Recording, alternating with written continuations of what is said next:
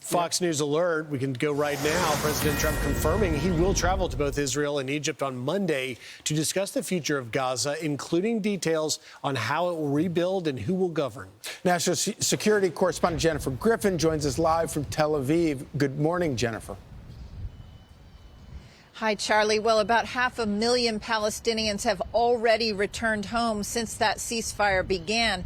Fox News obtained an exclusive photo of the president's special Middle East envoy, Steve Witkoff, visiting Gaza. He was accompanied by the lieutenant general in charge of the IDF staff, Lieutenant General Eyal Zamir. He was also accompanied by Admiral Brad Cooper, the head of CENTCOM. They were visiting the base where the IDF troops had pulled back to, and in order to observe the ceasefire. Admiral Cooper released the following statement, quote, "Just returned from a visit inside Gaza to inform how we are moving forward to establish a CENTCOM-led civil-military coordination center that will synchronize activities to support post-conflict stabilization. America's sons and daughters," he writes, "in uniform are answering the call to deliver peace in the Middle East in support of the Commander-in-Chief's direction in this historic moment. This great effort will be achieved with no U.S. boots on the ground in Gaza." Senior administration officials said a key moment and breakthrough in the talks came when U.S. CENTCOM Commander Admiral Cooper, who was in Sharm el-Sheikh for the talks, told negotiators the U.S. military could establish a ceasefire monitoring base within 2.5 weeks. Negotiators became convinced that a breakthrough was possible because they also had indications Hamas was beginning to view the Israeli hostages as a burden rather than an asset. I think it'll hold, yeah. I think it'll hold. They're all tired of the fighting. Don't forget, you had October 7th, which was a horrible day, 1,200 people killed. But Hamas has lost 58,000 people. That's big retribution. That's big retribution. People understand that. So, no, I think they're all tired of fighting. Hundreds of thousands of Palestinians inside Gaza have begun streaming north in a mass exodus back to their homes, which are now mostly rubble. Hamas agreed as part of the deal not to hold any humiliating public ceremonies involving the hostages before they leave Gaza. The release could happen overnight between Sunday and Monday ahead of President Trump's visit to Israel. He will address the Knesset in Jerusalem on Monday. We expect all of the hostages, all the living hostages, to be released by 6 a.m. local time Monday morning. But we also have heard from the chief hostage negotiator on the Israeli side that some of the deceased Israeli hostages may not be returned just yet because Hamas does not know where they are. Charlie? Hey, Jen, can we ask you a couple questions here? I mean, you mentioned what you framed as a breakthrough with the commander, that situation that you talked about. But really, I mean, the breakthrough is Donald Trump. I mean, you've been around politics and foreign policy a long time. Help us to frame just how historic this moment is and how pivotal the role of President Trump, which we're learning now that he was very intimately involved, calling into the negotiators. Help us to frame that.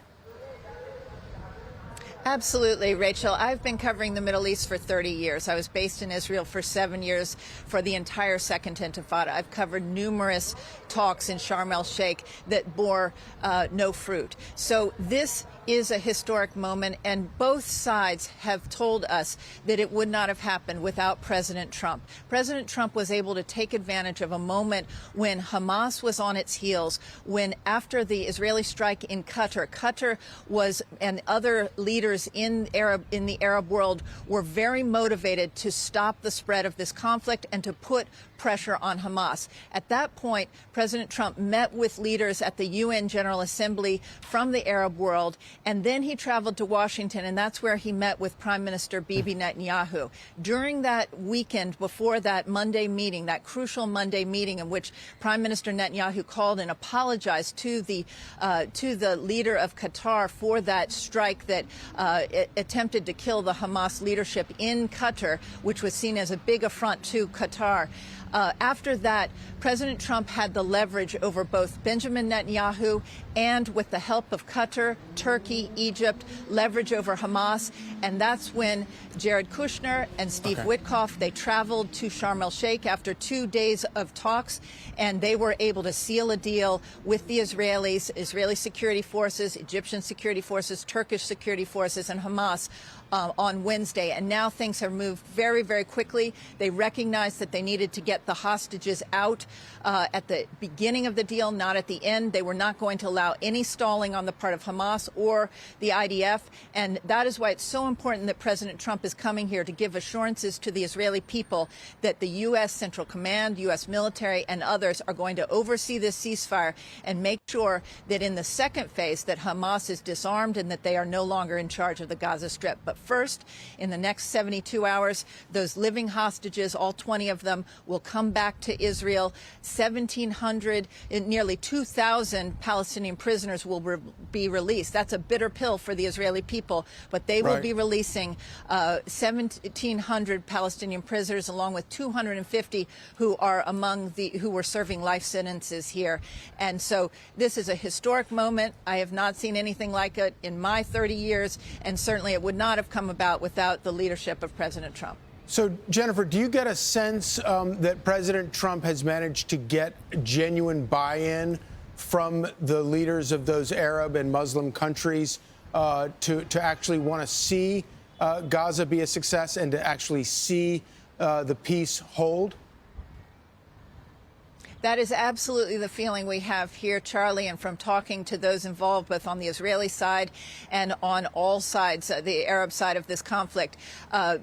This is a certain moment in the Middle East that comes does not come very often. And this is a moment in time where there is unity among, and a lot of it has come to pass because of the military strikes that Israel carried out against Hezbollah, taking out the leadership of Hamas, Hezbollah, the Houthis, and then, of course, the U.S.-Israeli strikes on the Iran nuclear sites in Iran. This is a moment in time where the Arab leaders in the Middle East, they would like to see the Gaza war ended, the Palestinian issue resolved, so that they can move on to the next phase, which would involve more trade deals, more building of bridges, and less war in the Middle East. So, again, that next phase is going to be the most difficult part, particularly in the Gaza Strip.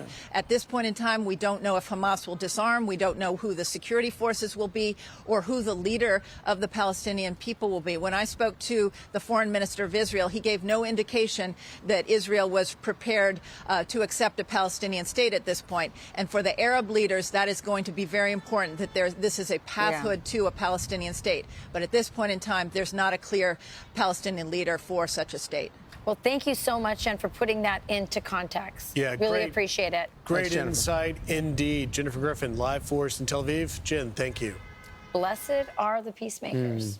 You know, Jen is really so good at putting things in perspective, given her 30 years of experience in the Middle East. But the fact that, you know, as someone who has covered so many different chapters of what's happening in the Middle East, that this one's different. Yeah. And I think your question, Charlie, about buy-in is really going to be the key on whether or not we get to phase two. Phase one, which was unthinkable just weeks ago, that President Trump got us to with a ceasefire and the release of all hostages, appears to be holding right now. And that's obviously the confidence that Jennifer talked about is the feeling on the ground there. But even the fact that phase two may have a shot because of Arab buy-in is really going to be what I think, as we first started this hour, I think that's going to be the history books. It's Arab buy-in, but we cannot underestimate the relationships that have been built with these Arabs and these players in the Middle East since the first administration with the Abraham Accords, and also with Jared Kushner, who I think does not get enough credit for his role in sort of being a trusted negotiator, obviously Witkoff as well, but there's a long history of them working with Jared through the Abraham Accords and now to this moment. And then, of course, President Trump seizing opportunities, the mistakes that Hamas make, the mistakes that Bibi Netanyahu has made, and seizing those opportunities to go, now you guys got to work together. Anyway, it's remarkable, and we're going to continue to cover it. And the degree to which President Trump developed credibility on both sides, on all sides, but on both sides of this particular conflict.